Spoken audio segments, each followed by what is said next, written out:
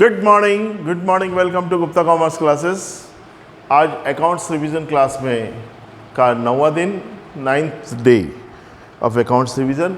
आज हम करेंगे डिसॉल्यूशन ऑफ पार्टनरशिप फर्म, साझेदारी फर्म का समापन या विघटन। What do you mean by dissolution of partnership firm? देखिए, डिसॉल्यूशन बंद करना, समापन ऑफ पार्टनरशिप किसको बोलते हैं मालूम है? When two or more than two persons started a legal business and shared profit and loss in a certain ratio is called partnership. जब दो या दो से अधिक व्यक्ति मिलकर किसी वैधानिक व्यवसाय का संचालन करते हैं और उससे होने वाले लाभानी को आपस में बांटते हैं, तो उससे क्या कहते हैं? हम साझेदारी कहते हैं, पार्टनरशिप कहते हैं। Dissolution of partnership firm, what in firm? Firm मतलब शॉप, दुकान।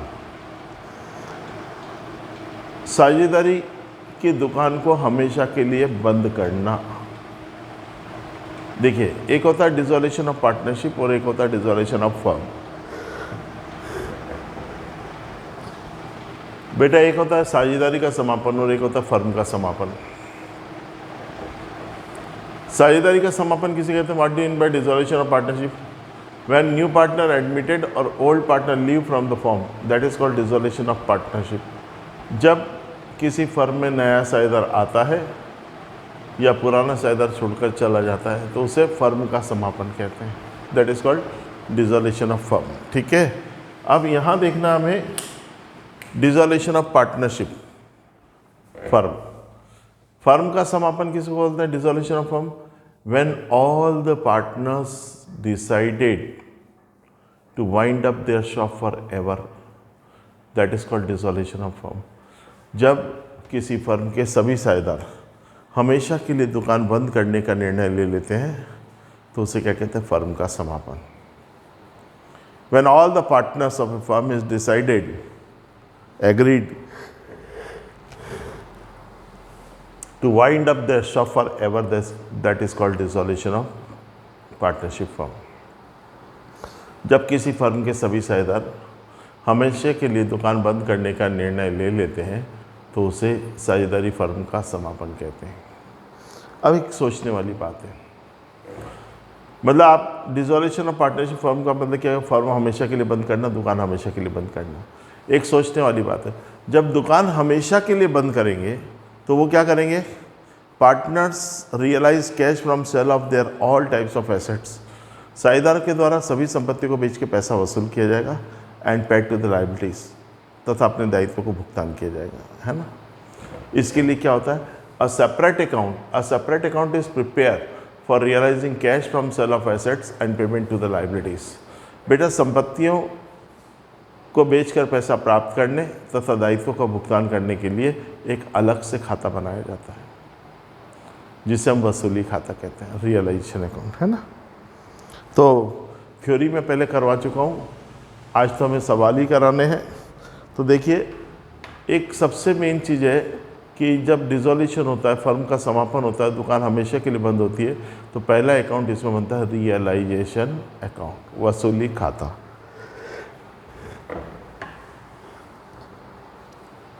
वसूली खाते में 6 चीज़ें नहीं आती है, लिख लो आप। 6 items are not entered in the realisation account. वसूली खाते में 6 चीज़ें नहीं आती है। नंबर 1 लिख लीजिए, नोट्स बना लो। नंबर 1 कैश इन हैंड, रोकड़ शेष। Number 2 cash at bank, bank शेष। कैश इन हैंड, रोकड़ शेष। दूसरा कैश एट बैंक, बैंक शेष। तीसरा पार्टनर्स कैपिटल अकाउंट, साझेदारों का पूंजी खाता। थर्ड पार्टनर्स कैपिटल अकाउंट, साझेदारों का पूंजी खाता। फोर्थ पार्टनर्स करंट अकाउंट, साझेदारों का चालू खाता। पार्टनर्स करंट अकाउंट, साझेदारों का चालू खाता। फिफ्थ रिजर्व्स एंड फंड्स, संचय एवं कोष। रिजर्व्स एंड फंड्स, संचय एवं कोष। और छठा 6 आइटम्स रिलेटेड विथ पार्टनर्स, साझेदारों से संबंधित मदे। आइटम्स रिलेटेड विथ पार्टनर्स, साझेदारों से संबंधित मदें। हमने आपको नियम बताया था, ये 6 चीज़ें लिखाई है। 6 चीज़ों को छोड़ेंगे, बाकी को क्रॉस में जोड़ेंगे। बैलेंस शीट, क्वेश्चन में बैलेंस शीट दिया होगा, उससे 2 का बाय का 2 करेंगे। 6 चीज़ों को छोड़ देंगे, बाकी को क्रॉस में जोड़ देंगे। ठीक है, देखते हैं, शुरुआत करते हैं क्वेश्चन नंबर 2 से। प्रश्न क्रमांक 2 आपकी किताब का, डिसॉल्यूशन ऑफ पार्टनरशिप फर्म, साझेदारी फर्म का विघटन का प्रश्न क्रमांक 2, क्वेश्चन नंबर 2। ये CBSE में आया हुआ है, इससे शुरुआत करते हैं। वर्मा एंड शर्मा 3:1 लिख देते हैं। Question number 2, Verma and Sharma 3:1, 3/4, 1/4, 3/4, 1/4। ठीक है, उनका बैलेंस शीट दिया है। नीचे क्या बोला उसके बाद में, the firm was dissolve on 1 अप्रैल 2011। 1 अप्रैल 2011 को फर्म का समापन किया। जैसे ही आप पढ़ लो डिसॉल्व किया है, फर्म का समापन किया है, विघटन किया है, तो कौन सा अकाउंट बनेगा? Realisation account. लिखो,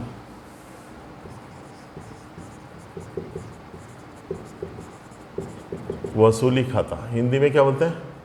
रियलाइजेशन अकाउंट मतलब वसूली खाता।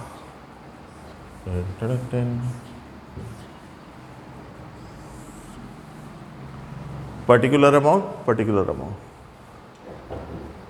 क्या करेंगे बेटा? इसमें जो आपको बैलेंस शीट दिए ना, उसको क्रॉस करेंगे। क्रॉस बोले तो 2 का बाय का 2। 6 चीज़ों को छोड़ेंगे, बाकी को क्रॉस में जोड़ेंगे। देखो, बाय से शुरू करते हैं। लैंड एंड बिल्डिंग, तो लिख दो 2 land and building, 2 land and building 70,000, 70,000। फिर क्या है? मशीनरी 60,000, लिखिए 2 मशीनरी 60,000, 60,000। फिर दिया डेटर्स 80,000, 2 DEBTORS डेटर्स 80,000, 80,000। ठीक है, कैश एट बैंक आएगा क्या? नहीं आता है। 6 चीज़ें नहीं आती है, cash in hand, cash at bank, partner capital, partner current, reserve fund और पार्टनर से रिलेटेड चीज़ें। ठीक है, अभी हमने क्या किया? बाय का 2। अब क्या करेंगे हम? 2 का बाय। 2 साइड में देखो, कैपिटल तो आएगा नहीं, पूंजी पार्टनर से रिलेटेड होती है। क्रेडिटर्स आ जाएगा, लेनदार 70,000, बाय क्रेडिटर्स।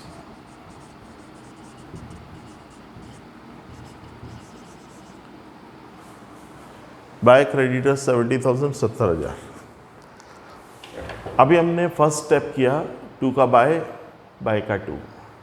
अब आगे पढ़ते देखिए, नीचे लिखा होगा point number 1, creditors of 50,000, creditors of ₹50,000 to cover land and building in full settlement of their claim. 50,000 रुपये के लेनदारों ने अपने पूर्ण भुगतान में लैंड एंड बिल्डिंग ले ली। एक्चुअल में क्या है इसका कंसेप्ट बेटा? जैसे ही मालूम पड़ता है ना कि फला फर्म का इंसॉल्वेंसी हो रहा है, दिवाला निकल रहा है, तो लोग क्या है, जो पैसा मांगते हैं ना, वो आ जाते हैं, भाग तोड़ के आएंगे। ठीक है, और जो दिखता है वो ले जाते हैं उसके यहाँ से एसेट्स पे। जैसे क्रेडिटर्स कितना पैसा मांगते थे? 70,000, 70,000 मांगते थे। अब क्रेडिटर्स आकर बोला, भैया ये लैंड एंड बिल्डिंग कितने की? 70,000 में से 50,000 के क्रेडिटर आए, 20,000 का भी बाकी है, 50,000 के क्रेडिटर। और उन्होंने बोला कि हमको ऐसा कर, 50,000 के बदले में पैसे नहीं है तेरे पास, तेरी ये लैंड एंड बिल्डिंग दे दे 50,000 में, फुल सेटल में। उसने बोला ले जा। इसका मतलब क्या हुआ? हमारी लैंड एंड बिल्डिंग बिक गई और यहाँ से क्रेडिटर्स कम हो गए, आपस में क्रॉस हो गए, दोनों का एडजस्टमेंट हो गया। अब क्रेडिटर कितने बचे? पहले 70,000 के क्रेडिटर थे, 50,000 के चले गए, तो 20,000 के बचे। शेष लेनदारों को नकद भुगतान कर दिया। Remaining creditors were paid in cash. देखो, क्रेडिटर इधर है, पेमेंट करेंगे तो 2 में लिखेंगे, लिख दो 2 कैश अकाउंट क्रेडिटर्स। कितना? 20,000।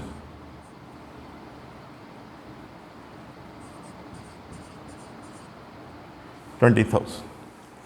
क्रेडिटर्स को हमने 20,000 का पेमेंट किया क्योंकि 50,000 का तो एडजस्ट हो गया, ठीक है। आगे लिखा है मशीनरी 30% से कम में बेच दी। Machinery was sold at a depreciation of 30%। Machine को बेचा, बेचेंगे तो पैसा आएगा। ये देखो मशीन यहाँ लिखा है, इनसे पैसा मिलेगा तो यहाँ लिखेंगे बाय कैश अकाउंट, अंदर लिख दिया मशीनरी। देखना बेटा मशीनरी कितने की थी, यहाँ लिख देता हूँ मैं 60,000 की थी, माइनस कितना परसेंट, 30% पैसा कम मिला है, 30% निकाल लो। 60,000 का 30/100 18,000, 18,000 कम मिला। कितना मिला 42, 42। तो यहाँ लिख दिया हमने बाय कैश मशीनरी। मशीनरी में कितना लिख देंगे 42,000। 30% कम में हमने मशीनरी को सेल कर दिया, ठीक है। आगे लिखा है देनदारों की वसूली की लागत 500 रुपये हुई। मतलब डेटर से पैसा तो मिल गया। Cost of realisation from debtors is 500। Debtors कितने के थे 80,000 के थे। 80,000 लेने गए, पेट्रोल वेट्रोल का खर्चा आया 500 रुपये, पर पैसे पूरे मिल गए। तो 80,000 कवर करने के लिए खर्चा कितना हुआ 500, तो ओवरऑल कितने मिले एक तरह से 79,500। डेटर्स लिख दो DEBTORS 79,500, 79,500। मालूम पड़ा ना, 80,000 मिले पर 500 खर्चा हुआ, तो हमारे पास हार्ड कैश कितना है 79,500। आगे लिखा है वसूली व्यय, एक्सपेंसेस ऑफ रियलाइजेशन वर 1,700। वसूली व्यय 1,700 हुए, खर्चा सब पेमेंट इधर लिखते हैं, लिख दो एक्सपेंसेस EXP 1,700। अगर आप अभी गौर फरमाएंगे इसमें, तो आपके पास 3 एसेट्स थी, लैंड एंड बिल्डिंग, मशीनरी और डेटर्स। लैंड एंड बिल्डिंग तो क्रेडिटर्स ने ले ली थी, मशीनरी और डेटर्स ये बिक गए, हो गया तीनों का हिसाब। और पेमेंट में खाली क्रेडिटर्स को करना था, तो क्रेडिटर्स को हमने पेमेंट कर दिया। दोनों का टोटल लगा लो अंदर, पहले बाहर 0 0 5 9 2 11 का 1 हासिल, 1 4 और 1 5 और 7 12, 1,21,500। यहाँ का टोटल 20,000 में 1,000 जोड़ा 21,700, 21,700, ठीक है। अब रफ में टोटल कर लीजिए इसका। देखो मैं रफ में यही कर लेता हूँ 0 0 5 1 7 2 9 1 191,500, 1,91,500। इस साइड का टोटल देखते रफ में 0 0 7 1 7 6 13 और 10 23, 231,700। एक तरफ का टोटल आया 2,31,700, एक तरफ का है 1,91,500। डिफरेंस निकल लिया अंतर 0 0, 7 में से 5 गए 2, 0 13 में से 9 गए 4, 40,200 रुपये कम पड़े किस साइड, इस साइड बाय में। 2 में कम पड़े तो बैलेंस प्रॉफिट, बाय में कम पड़े तो बाय बैलेंस लॉस, लिख देते हैं।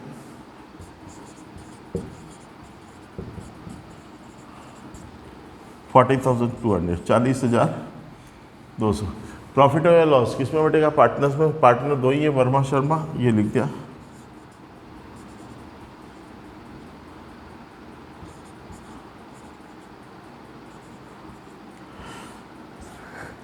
से पूरा लिख रहा था वर्मास कैपिटल, शर्मास कैपिटल, है ना, पूंजी खाते में जाता नहीं है। और उसके नीचे टोटल लगा लिया।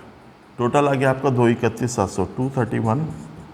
ऊपर लगा रखा हमने, जो ज़्यादा टोटल हो दोनों तरफ लिख देंगे 231,700। यहाँ देखा हमने 40,200 रुपये आया हमारा प्रॉफिट, लॉस 40,200। इनका अनुपात दिया, रेशो दिया 3:1, 3:1, 3 और 1 4, 4 से काट देंगे इसको, 4 एकम 4, 0 0, 4 पंजे 20, 10 दिया 30,150 और 1 का गुणा करेंगे तो 10,050, 30,150 एंड 10,050।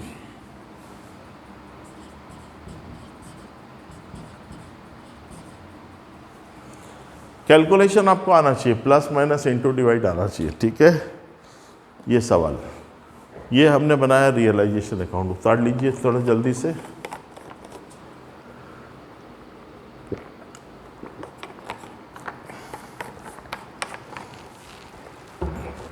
अक्सर करके एमपी बोर्ड में खाली रियलाइजेशन अकाउंट पूछा जाता है। इसकी जर्नल एंट्री की बात करें, सवाल में बोला गिव जर्नल एंट्री, तो एंट्री भी बना ही देते हैं, क्या जाता है अपना। बहुत आसान है, 5 एंट्रीज बनती हैं इसकी, 5।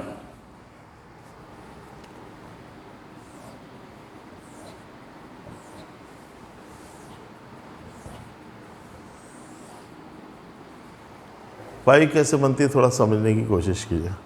एंट्री नंबर फर्स्ट, कौन सा अकाउंट बना? रियलाइजेशन अकाउंट को डेबिट करो, डेबिट वाली चीज को क्रेडिट।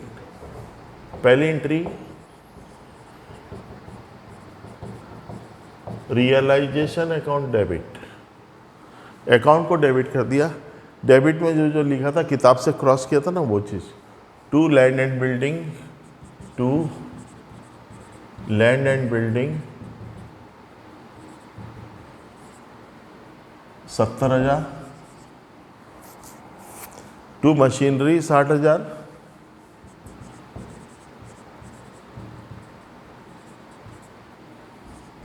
$60,000, to debtors 80,000।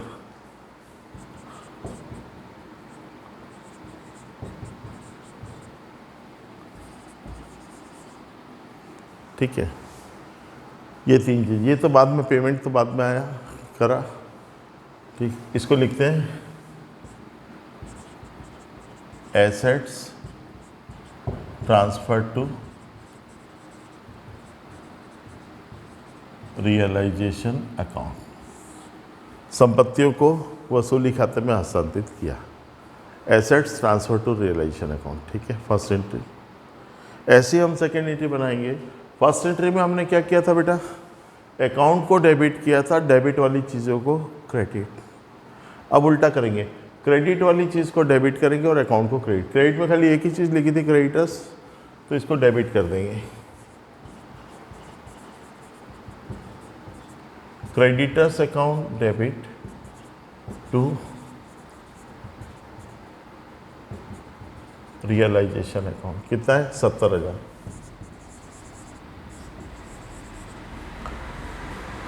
क्या लिख देंगे narration? Creditors transfer to realisation account लिख दो।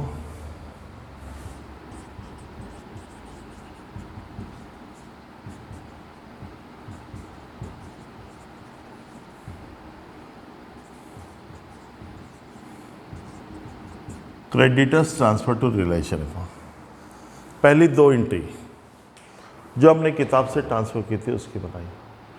अगली 2 एंट्री में जो पैसा मिला और पेमेंट किया, देखो इसका पैसा मिला था, ये लिखा था बाय कैश, क्रेडिट है तो डेबिट हो जाए। Cash account debit to realisation,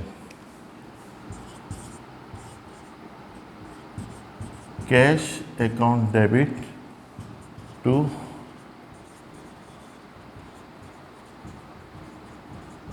realisation account. कितना कैश मिला है ये लिखा है, 1,21,500, 121,500, 1,21,500।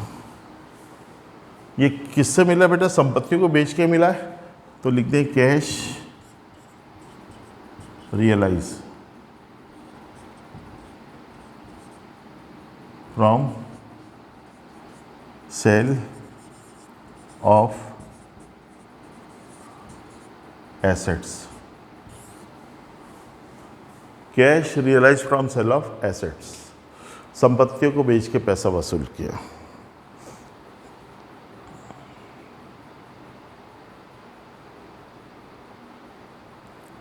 Cash realise from sale of assets, संपत्तियों को बेचकर पैसा वसूल किया।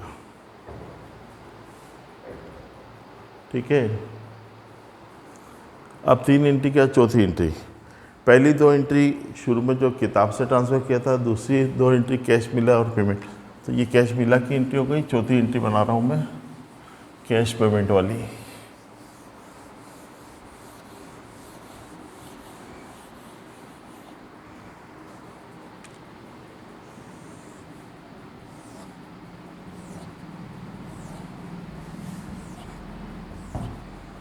एंट्री नंबर 4, चौथी एंट्री कैश पेमेंट वाली।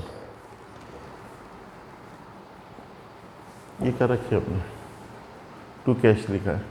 रियलाइजेशन अकाउंट के अकाउंट को डेबिट, अकाउंट के डेबिट में लिखा है टू के, अकाउंट को डेबिट करो, डेबिट वाली चीज़ को क्रेडिट। चौथी एंट्री रियलाइजेशन अकाउंट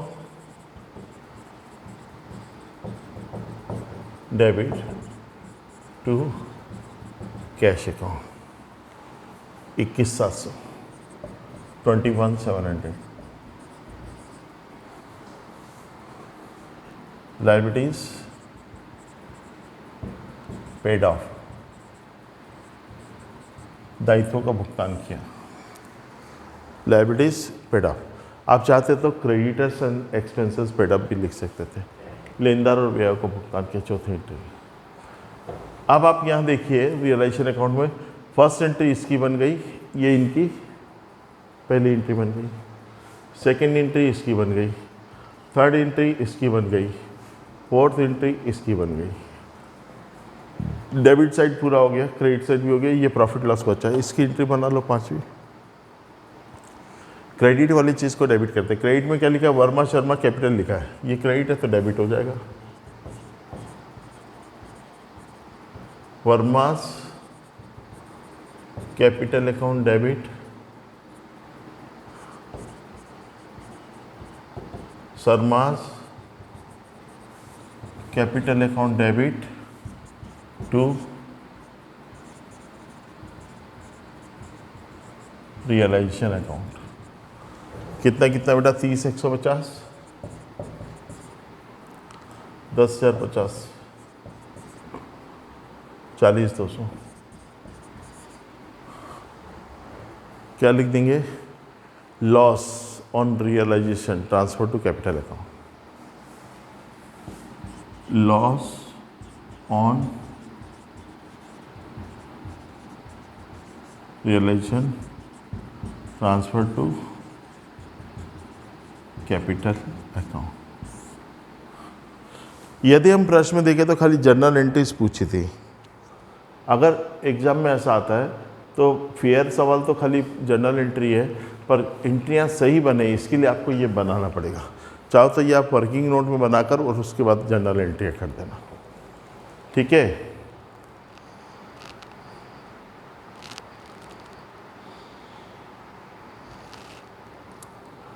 ऐसे ही एक सवाल है क्वेश्चन नंबर 3, संजय और समीर, ये भी कर लेते हम।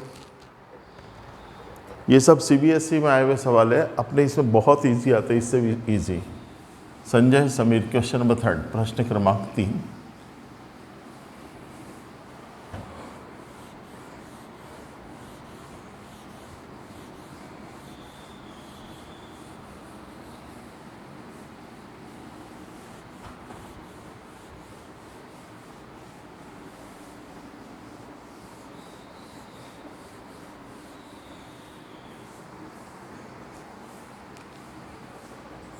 क्वेश्चन नंबर 3,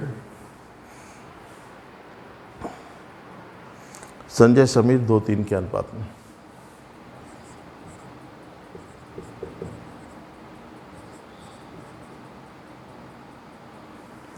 IR दिए, ER दिए, ER रेशो 2:3, 2:3, 2/5, 3/5। बस क्या कहा है उन्होंने, 1 अप्रैल 2011 को फर्म डिसॉल्व किया है, फर्म का विघटन किया है, समापन किया है, तो कौन सा अकाउंट बनता है बेटा, रियलाइजेशन अकाउंट बना लो।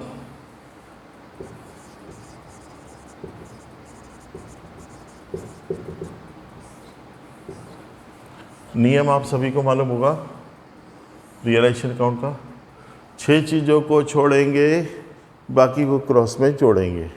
6 चीज़ें कौन सी है, cash in hand, cash at bank, partner capital, partner current, reserve fund और पार्टनर से रिलेटेड चीज़ें, ठीक। करो। 2 में land and building 3 lakh, stock 1 lakh, 2 land and building, 2 stock,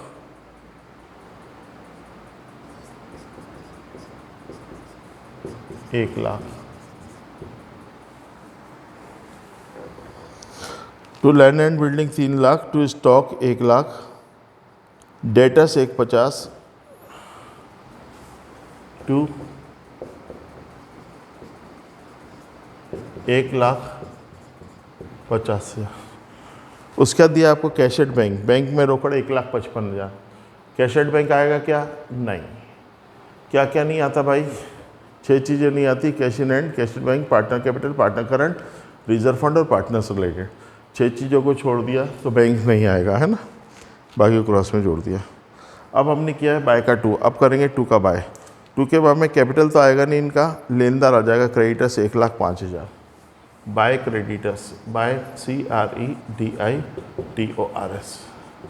creditors 1,05,000, by creditors 1,05,000।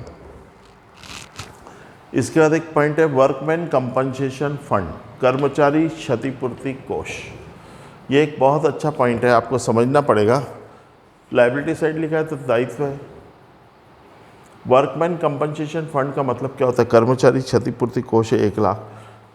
Company ने, फर्म ने 1 लाख रुपए अलग निकाल के रखे प्रॉफिट में से। वर्कमैन कंपनसेशन, कर्मचारी क्षतिपूर्ति, जब एम्प्लॉय काम करते हैं तो कभी कभी चोट लग जाती है, उनको इंजर्ड हो जाते हैं, और इंजर्ड हो जाते हैं तो उनको कुछ पेमेंट देना पड़ता है, कंपनसेशन, क्षति की पूर्ति करनी पड़ती है। हाथ टूट गया, पैर टूट गया तो 10,000, 20,000, 50,000। तो ऐसे ही फर्म ने 1 लाख रुपए अलग निकाल के रखे थे, किसके लिए? कि किसी कर्मचारी को चोट लग जाएगी, एम्प्लॉय को, तो उसको पैसा देना पड़ता है, तो इसमें से देंगे, हमारे ऊपर प्रॉफिट लॉस पे कोई फ़र्क नहीं आएगा। 1 लाख। पर ये पैसा कब देते हैं, कंपनसेट कब करते हैं? जब कोई इंजरी होती है, जब कोई दुर्घटना होती है, घटना होती है। मान लीजिए साल भर में कोई ऐसी घटना ही नहीं हुई, कोई किसी भी कर्मचारी, कोई भी एम्प्लॉय इंजर्ड नहीं हुआ, चोट नहीं लगी, तो क्या मालिक पैसा देगा क्षतिपूर्ति का, कंपनसेशन का? नहीं देगा। मतलब इस पर किसके राइट्स होते हैं? पार्टनर्स के। चोट लग जाए तो फिर देना पड़ता है एम्प्लॉयज़ को, और चोट नहीं लगे तो पार्टनर्स के राइट्स। इसलिए पार्टनर से संबंधित चीज़ें नहीं आएगी, ये पार्टनर से रिलेटेड हो गया, इसलिए नहीं आया। ठीक है, फर्स्ट पॉइंट कर दिया हमने 2 का बाय, बाय का 2। 6 चीज़ों को छोड़ दिया, बाकी को क्रॉस में जोड़ दिया। अब नीचे पढ़ते, पहला, संजय ने भूमि भवन 3.5 लाख रुपए में नगद देकर ले लिए। क्या लिखा है? Sanjay took the land and building at rupees 3,50,000 paying in cash। Sanjay ने कैश दिया। अगर ये खाली बस इतना लिखता कि land and building is taken over by Sanjay at an agreed valuation of rupees 3,50,000, अगर ये लिखा रहा होता कि संजय ने भूमि भवन 3,50,000 में लिया, तो हम यहाँ लिख देते संजय पार्टनर है, by Sanjay capital, land and building 350। पर यहाँ साफ लिखा है, क्लियर लिखा है कि संजय ने लिया है पर कैश पेमेंट करके लिया है। कैश पेमेंट तो कैश आ जाएगा, बाय कैश, अंदर लिख दिया land and building 3,50,000। Stock was sold for rupees 90,000। Stock को 90,000 में बेचा। स्टॉक है, बिका तो यहाँ जाएगा स्टॉक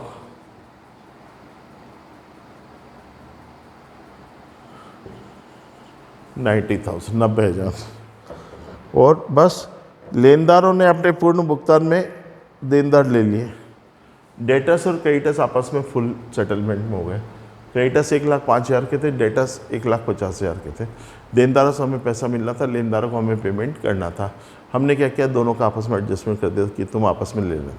रूबरू बोलते हैं, अरूबरू, अरूबरू नहीं रूबरू। आमने डेटर्स को बुलाया, क्रेडिटर्स को बुलाया, दोनों को मिलवा दिया। डेटर्स को बोला देखो हम आपसे पैसा मांगते हैं, वो अभी आप हमें मत देना, क्या करना, इनको दे देना क्रेडिटर्स को। और क्रेडिटर्स को बोला भैया हम आपसे पैसा मांगते हैं, आप हमें मत देना, ऐसा करना, इनसे एडजस्ट कर। डेटर्स से क्रेडिटर्स एडजस्ट हो गए। डेटर्स से हम पैसा लेते हैं और हम क्रेडिटर्स को देते हैं। तो हमने बोला भैया आपको अब हम नहीं देंगे, आप हमारी जगह इनसे ले लेना। वो एग्री हो गए। तो डेटर क्रेडिटर का एडजस्टमेंट हो गया, तो कोई मतलब ही नहीं है। बस A and B are equal partner लिखा है। ये किसी और क्वेश्चन का उतार दिया इसने, क्योंकि ऊपर तो संजय समीर और रेशो दे रखा है। बस खत्म अपना तो, ठीक है।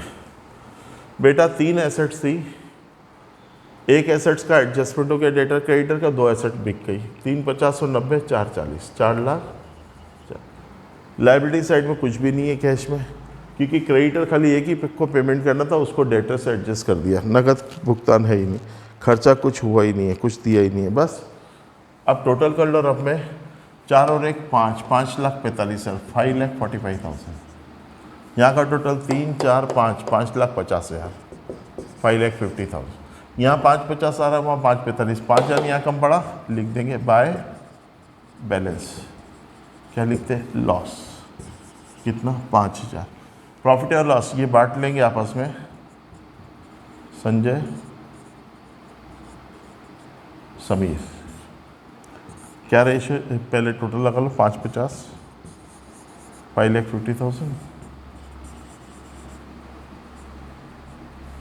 2 और 3 है तो 2,000 और 3 है, 2 और 3 5, 5,000 को 5 से काटेंगे 1,000, 1,000 गुणित 2, 1,000 गुणित 3, 1,000 इंटू 2, 1,000 इंटू 3।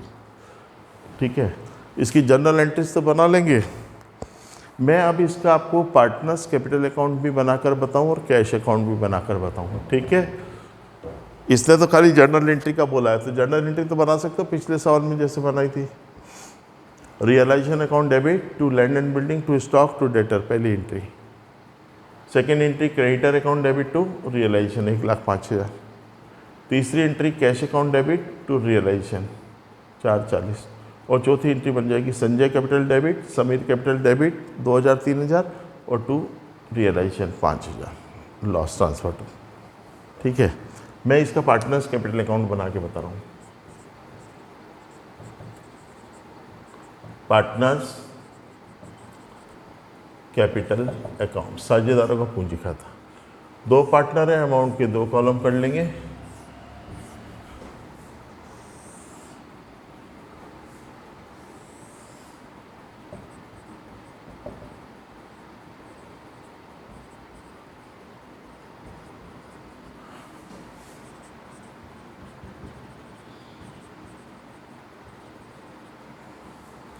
कर लीजिए।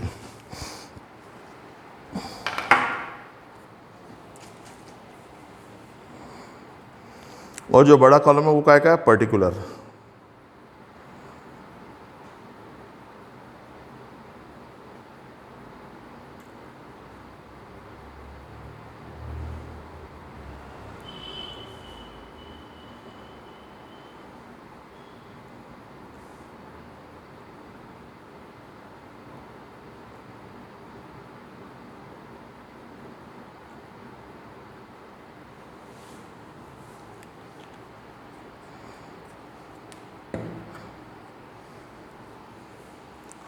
ठीक है जी, करते हैं शुरुआत।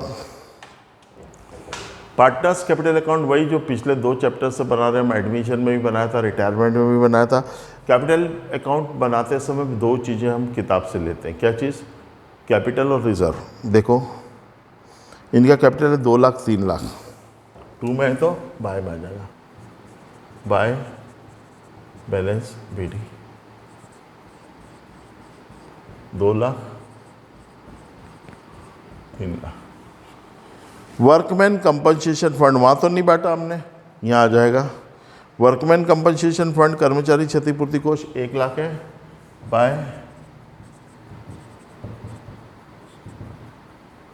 1 लाख है। इनका रेशियो 2:3, मतलब बांटेंगे तो 40,000 और 60,000 बांट सकते हो ना, 2:3, 2:3, 2 और 3 5। 1 लाख को 5 से काटेंगे 20,000, 20 दूना 40, 20 दिया 60। हमने किताब से 2 चीज़ें ले ली, कैपिटल और रिजर्व फंड। ठीक है, बाकी यहाँ से लेंगे। यहाँ ये रहा रियलाइजेशन लिखा बाय संजय समीर, तो संजय समीर में लिख देंगे 2 REALISATION रियलाइजेशन 2,000 और 3,000। इसके अलावा कोई भी एंट्री नहीं है, बस बाकी टू कैश। व्यापार बंद कर दिया, बिजनेस बंद कर दिया, आखिरी में डिफरेंस क्या मिलेगा? टू कैश या by cash, to cash account.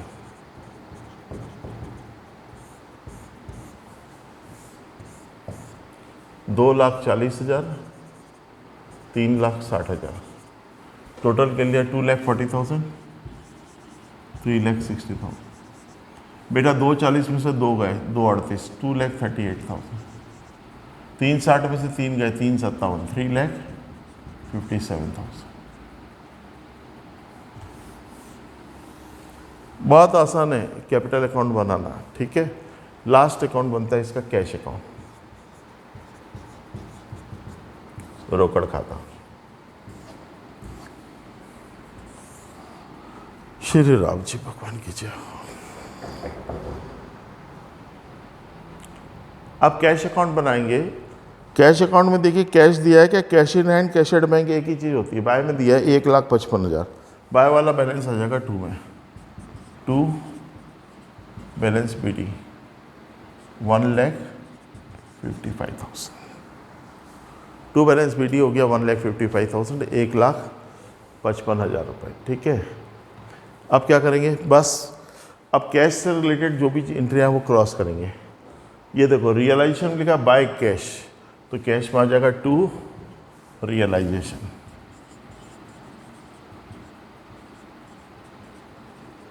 4,40,000, 4,40,000। बेटा रियलाइजेशन में लिखा था बाय कैश, तो कैश में लिख दिया 2 रियलाइजेशन, ठीक है। अब यहाँ देखते हैं और कहाँ है कैश, ये रहा।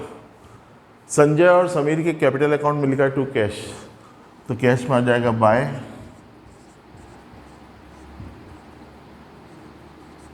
Sanjay capital by Sameer capital. कितना कितना बेटा, 2,38, 3,57, 2,38,000, 3,57,000। और कुछ भी नहीं है सवाल में, टोटल लगा लेंगे, लगाओ 4 और 1 5, 5,90, 5,95, 5,95,000। यहाँ का टोटल आया 5,95,000। कैश अकाउंट का टोटल दोनों साइड का इक्वल आना चाहिए, वहाँ का भी देख लेते हैं। 0 0 0, 8 और 7 15 का 5 हासिल 1, 5 3 8 और 1 9, और 3 और 2 5, 5,95,000, 5,95,000। ये आपका फुल स्टेप सम हुआ पूरा। इतना बड़ा पूछते नहीं, खाली रियलाइजेशन अकाउंट पूछते हैं, पर कभी पूछ ले तो आप बना सकते हैं।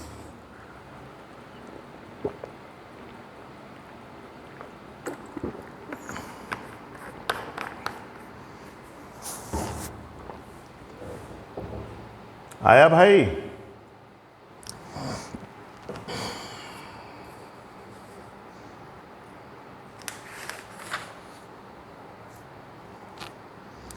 अब आपको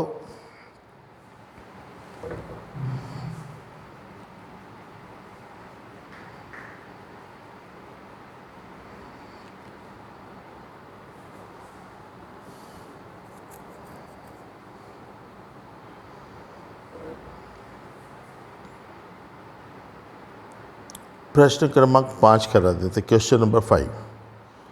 कुछ सीखने को मिलेगा, नई चीज़। ABC 3 2 1, क्वेश्चन नंबर 5 कर लिया ना, मिटा देते हैं।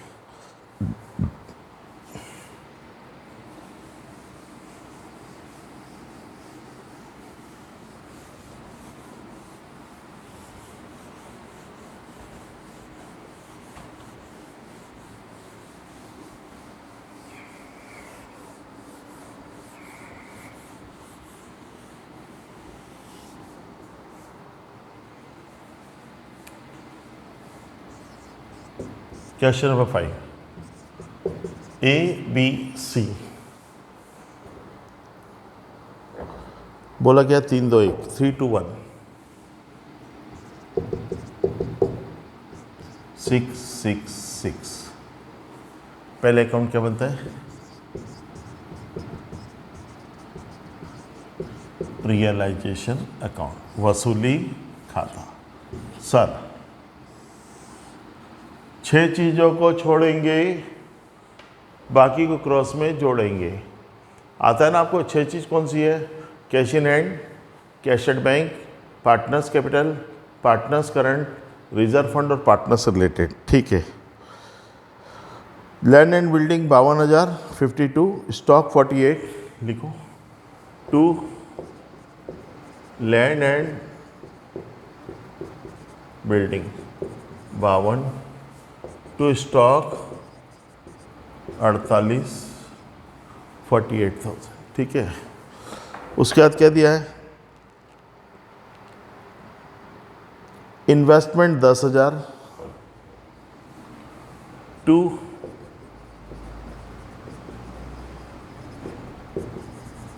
$10,000। मेन चीज़ समझना है इसके बाद वाला डेटर्स। आप बुक में देखिए देनदार दिए आपको 55,000 55,000 अंदर, माइनस रिजर्व कर रखा है 5 और बाहर लिखा 50,000। मतलब ले दे के डेटर तो 50,000 के थे, 55 लिख के 5 माइनस किया। तो अब इसको कैसे लिखेंगे? बाय वाला टू डेटर्स, डेटर का पूरा अमाउंट हम 2 में लिखते हैं, 55,000 तो 55 55, और जो चीज़ माइनस की है उसको अपोजिट डायरेक्शन में लिख दो, बाय में। बाय में लिख देते by reserve for DD doubtful debts, कितना? 5,000। क्योंकि अकाउंट्स का नियम है हमारा, डेबिट में से क्रेडिट को क्या करते हैं? माइनस करते हैं। तो 55 में से 5 माइनस करेंगे तो लिखा वही 50,000 है, पर it is the right way of showing debtors. ये देनदार को दर्शाने का सही तरीका है। टोटल डेटर उधर लिख दो और जो चीज़ माइनस कर रखी हुआ अपोजिट डायरेक्शन में लिख दो। ठीक है, कैश एट बैंक आएगा ही नहीं। बाय का 2 हो गया, आप 2 का बाय करते हैं। क्रेडिटर्स 35,000, तो 2 का बाय में आ जाएगा, बाय क्रेडिटर्स 35,000, लेनदार 35,000। उसके बाद क्या बोला भाई? एज लोन, एक होने बेटा पार्टनर से रिलेटेड कोई भी चीज़ नहीं आती, नहीं आएगा एज लोन। रिजर्व फंड नहीं आएगा, और कैपिटल पार्टनर से संबंधित नहीं आएगी। बस 2 का बाय का 2 फर्स्ट स्टेप। सेकंड स्टेप क्या क्या बेचा? देखो नीचे लिखा है stock and debtors realise 33 and 42,000। स्टॉक और डेटर्स से पैसा मिला, ये इधर लिखे, इनसे पैसा मिलेगा, बाय में लिखे by cash, STOCK, stock 33,000, debtors 42,000 42,000। Stock and debtors realise 33,000 and 42,000। स्टॉक और देनदार से 33,000 और 42,000 रुपये प्राप्त हुए। ठीक है, यस सर। आगे क्या लिखा है? भूमि भवन को 40,000 में बेचा। Land and building was sold for ₹40,000, लिख दो। लैंड एंड कितने में बेचा? 40,000, 40,000। ठीक है, उसके बाद क्या लिखा है? बी ने विनियोग 8,400 रुपये में लिए। बेटा investment is taken over by B. 1 2 3 4 4 चीज़ें, 1 2 3 बिक गई, और इन्वेस्टमेंट किसने लिए? बी ने। अगर बिकते तो इसी में आ जाता कैश में, अगर कोई पार्टनर लेता तो उसका नाम आ जाता है। अलग से लिख दिया मैंने, by B's capital, INVEST, investment 8,400। Investments are taken over by B. B ने ले लिए विनियोग 8,400 में, ये लिख दिया। इन तीनों चीज़ों को बेच के नकद आया, इसका टोटल कर लो यहाँ। 0 0 0 3 और 2 5 4 4 8 3 11, 1,15,000, 1,15,000। अब देखते हैं आगे। लेनदारों को 33,000 रुपये पूर्ण भुगतान में दिए। Creditors were paid off in full settlement ₹33,000। Creditor by में इनको पेमेंट करेंगे तो 2 में लिखे, 2 कैश अकाउंट, अंदर लिखा क्रेडिटर्स। पूरे पेमेंट में 33 दिए, फुल 2,000 का प्रॉफिट हो गया। हमें 35 की जगह 33 में निपटा दिया। ठीक है, अब आगे दिया अदत्त व्यय 5,000 रुपये चुकाए। Outstanding expenses paid. अदत्त व्यय मतलब देना बाकी है, आउटस्टैंडिंग अब दी है हमने। आउटस्टैंडिंग एक्सपेंसेस 5 है। जितना भी पेमेंट होता है सब 2 साइड में आता है। आगे दिया डिजोल्यूशन एक्सपेंसेस अमाउंटेड ₹18,000। समापन के व्यय हुए। रियलाइजेशन एक्सपेंसेस 18,000, तो एक्सपेंसेस लिख दो 18,000। जोड़ लो इसको 33 पर 38 48 58 56 56,000। ठीक है, सवाल हो गया। इसने खाली बोला था प्रिपेयर रियलाइजेशन अकाउंट और एग्जाम में बस इतना ही आता, वसूली खाता बना लिया। क्या किया हमने, किताब से पहले इधर का उधर, उधर का इधर, टू का बाय, बाय का टू, फिर पैसा मिला तो इधर, पेमेंट किया तो उधर। अब देखो रफ में टोटल कर लेते पहले, 0 0 4 5 5 10 5 15 और 8 23 का 3 हासिल 2 2 और 3 5 और 1 6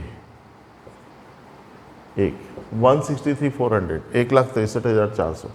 यहाँ का टोटल करते हैं 0 0, तीसरा भी 0, चौथा 2 और 8 10 और 5 15 और 6 21 का 1 हासिल 2 2 5 7 4 11 और 1 12 और 10 22 2,21,000 221। ठीक है, लिखा हमने 2,21,000 माइनस 163,400 1,63,400 घटा दो 0 0 10 4 6 10 3 7 11 6 5 1 1 0 57,600 57,600। किधर कम पड़ रहा है, बाय में, यहाँ लिख देंगे बाय बैलेंस लॉस 57,600 57,600। प्रॉफिट और या लॉस पार्टनर्स में बढ़ जाएगा ABC।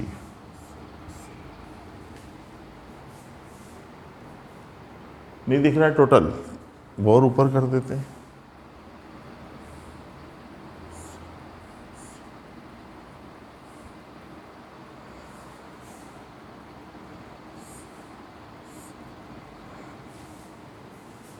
लगा सकते हैं भाई, 2,21 2,21,000 2,21,000 57,600।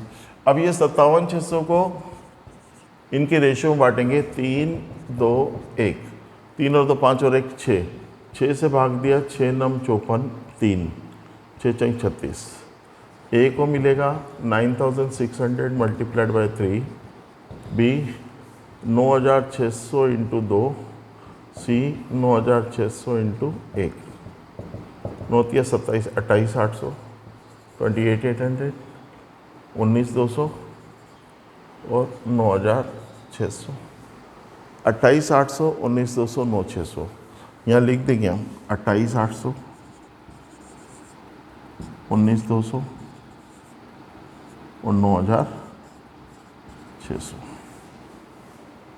ठीक है, यही अकाउंट बनाना था, खाली रियलाइजेशन अकाउंट वसूली लिखा था, हमने बना लिया। साथियों, अब एमपी बोर्ड का जो लेवल है, जो स्टैंडर्ड है, उसका एक सवाल मैं आपको बता रहा हूँ। कई बार आ चुका है, पिछले 10 सालों में कम से कम 3 से 4 बार आ चुका है। विथ अमाउंट, सेम अमाउंट, एक जया प्रिया सिया, क्वेश्चन नंबर 7, प्रश्न क्रमांक 7। कई बार आ चुका है एमपी बोर्ड में, काफ़ी सरल सवाल है और इस प्रकार के सवाल आते हैं, वो और कर लेते हैं आज। क्वेश्चन नंबर 7 प्रश्न क्रमांक 7 हो जाएगा आराम से, टाइम है अपने पास 10 मिनट 5 मिनट में ही हो जाएगा कायदे से तो। हाँ, टाइम पास करके 10 मिनट में, ठीक है। इसको बोलते हैं बेटा रिवीजन क्लास। तेजी से सवाल करते हैं पर समझते हुए। आपको घर पर भी इतनी ही मेहनत करनी है। क्वेश्चन नंबर 7 प्रश्न क्रमांक 7, Jaya Priya Siya are partner sharing profit and loss in the ratio of 3:1, 3:2:1, 3/6, 2/6, 1/6। विघटन का सवाल है, डिसोल्यूशन क्या बनेगा, रियलाइजेशन अकाउंट। पहला अकाउंट यही बनता है, वसूली खाता। 6 चीजों को छोड़ेंगे, बाकी को क्रॉस में जोड़ेंगे। 6 चीजें क्या भाई, cash in hand, cash at bank, partners capital, yes, चौथा पार्टनर्स करंट, रिजर्व फंड और पार्टनर्स रिलेटेड चीज़ें। इसको इसी सीक्वेंस में याद करोगे तो ज़्यादा अच्छा है ना।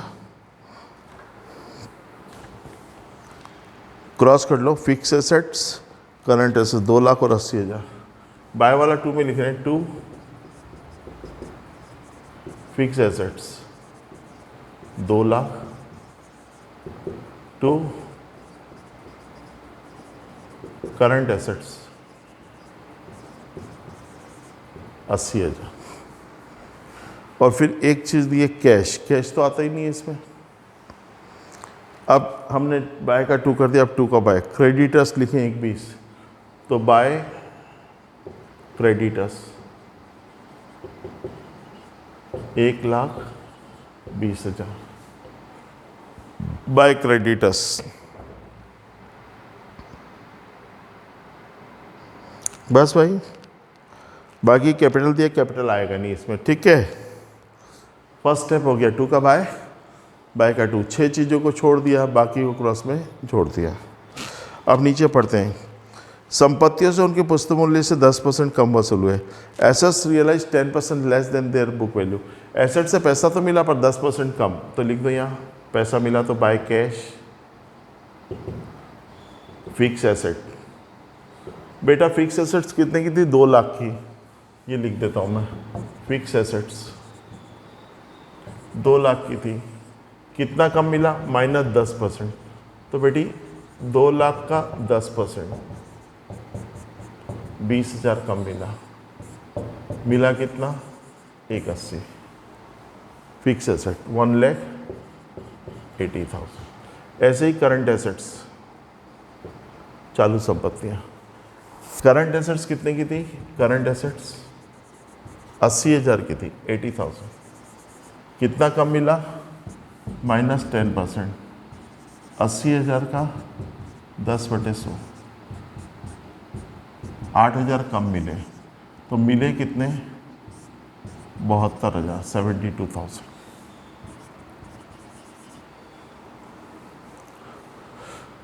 बहुत क्लियर वे में बोला था कि assets realise 10% less than their book value. संपत्तियों से 10% कम मिला, लिखते हैं। आगे लिखा है लेनदारों का पूर्ण भुगतान कर दिया। Creditors were paid in full. ये क्रेडिटर है बाय में, इसका पेमेंट करेंगे तो 2 में आ जाएगा, 2 कैश।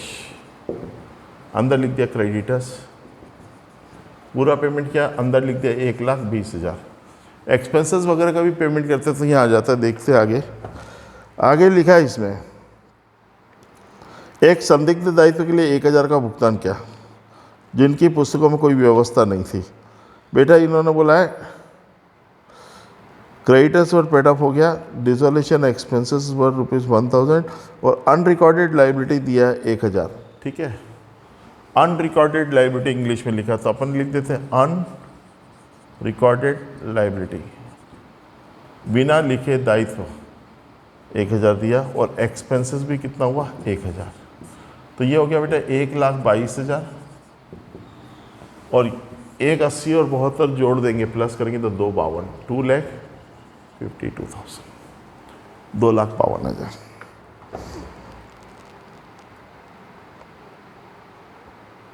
बस prepare realisation account and capital account. Realisation account बन गया आपका 2 और 1 3 72, 3,72,000।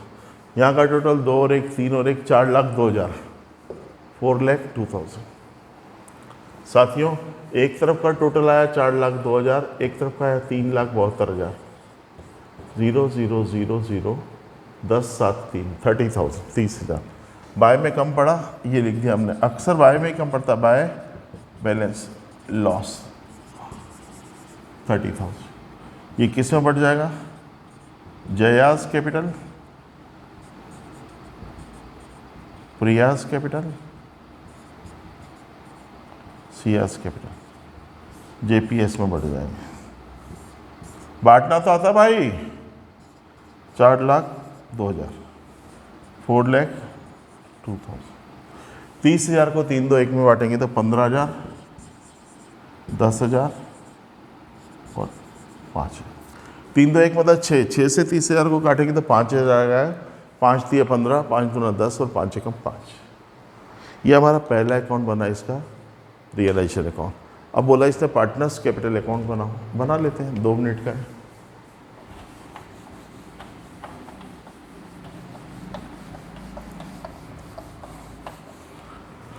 सेकेंड अकाउंट बन जाएगा PARTNERS, पार्टनर CAPITL, कैसी ऐसी।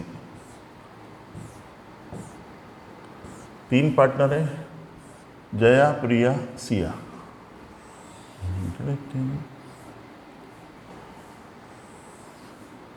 JPS, जया प्रिया सिया। साथियों आपको बताया गया है कैपिटल अकाउंट में सबसे पहले हम क्या करते हैं, बैलेंस लिखेंगे कैपिटल का। कैपिटल है इनकी 60 हज़ार, 2 में है तो बैलेंस आ जाएगा बाय में, बाय बैलेंस BD 60 60 60। पिछले सवाल में एज लोन अकाउंट भी बनाना, चलो ठीक है। 60 उसने पूछा ही था, खाली बस रियलाइजेशन अकाउंट वो बना। 60 60 60। रिजर्व फंड है ही नहीं, अगर रिजर्व फंड होता तो वो भी डिस्ट्रीब्यूट होता। बाकी यहाँ जय ये रहा, रियलाइजेशन में लिखा बाय जया प्रिया सिया कैपिटल, तो यहाँ लिख दें टू रियलाइजेशन।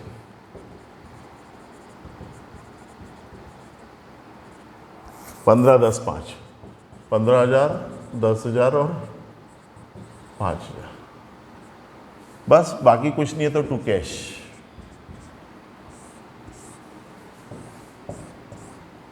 कैसे निकालेंगे भाई, 60 60 60, 60 60 60, 60,000 60,000 60,000।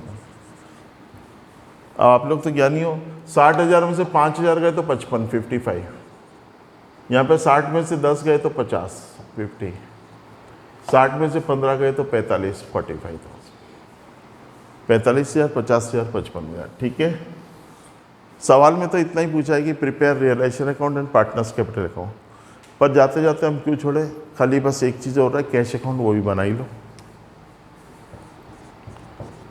कैश अकाउंट, आज बहुत सारे सवाल हो गए। टारगेट लेके चलते बेटा, एक चैप्टर अपने को करना है, लगभग हो जाए तो बढ़िया है, नहीं तो फिर अगला दिन लेते हैं, क्या करो। अब देखिए कैश अगर आप देख रहे हैं बुक में तो बाई साइड में दिया है, एसेट साइड में 20 है, तो बाय वाला 2 में आ जाएगा बैलेंस, 2 बैलेंस BD कैश 20,000। बस अब कैश की एंट्रियाँ ढूंढो, ये रहा देखो, रियलाइजेशन में लिखा है 2 कैश 1/22, रियलाइजेशन में लिखा है 2 कैश, तो कैश में लिख देंगे by realisation, by realisation 1,22,000। Realisation में लिखा था 2 कैश, तो कैश में आ गया बाय रियलाइजेशन। रियलाइजेशन में लिखा बाय कैश 252, तो कैश में आ जाएगा 2 रियलाइजेशन, 2,52,000, 2,52,000। ठीक है, ये 2 का बाय का 2 हो गया, कैश ये हो गया। अब अगला अकाउंट ये रहा, इसमें पार्टनर्स कैपिटल जया प्रिया सिया में लिखा है 2 कैश, तो कैश में लिख दें by J's capital, by P's capital, by S capital, by Jaya capital, by Priya capital, by Siya capital. कितना 45 50 55, 45,000 50,000 आणि 55,000।